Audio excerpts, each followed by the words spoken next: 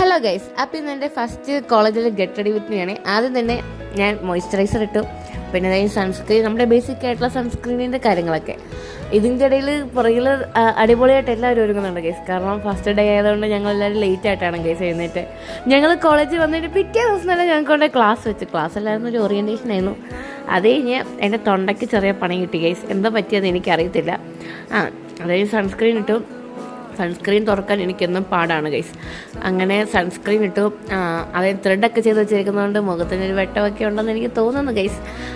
അത് കഴിഞ്ഞ് സൺസ്ക്രീനൊക്കെ ഇട്ട് കഴിഞ്ഞിട്ട് പിന്നെ അടുത്ത പരിപാടി എന്ന് പറഞ്ഞാൽ നമ്മുടെ ലിപ് ബാമും ലിപ്സ്റ്റിക്ക് കൺമശി ആ സംഭവങ്ങളൊക്കെയാണ്. അതിലാദ്യമേ ഞാൻ ലിപ് ബാമാണ് ഗൈസ് ഇടുന്നത്. ലിപ് ബാം ഞാൻ ഉപയോഗിക്കുന്ന വിഷ്കാറിൻ്റെയാണ്. അടിപൊളി ലിപ് ബാമാണ്. പിഗ്മെൻറ്റഡ് ലിപ്സിന് അടിപൊളിയാണ്. കാരണം ഞാൻ 2 ദിവസം ലിപ്സ്റ്റിക് ഇട്ട് കഴിഞ്ഞാൽ 3-ാമത്തെ ദിവസം എൻ്റെ ചുണ്ട് പിഗ്മെൻറ്റഡ് ആയിരിക്കും. അപ്പോൾ ഞാൻ എന്ത് ചെയ്യും, 3-ാമത്തെ ദിവസം ലിപ് ബാം ഇടും. ഏത്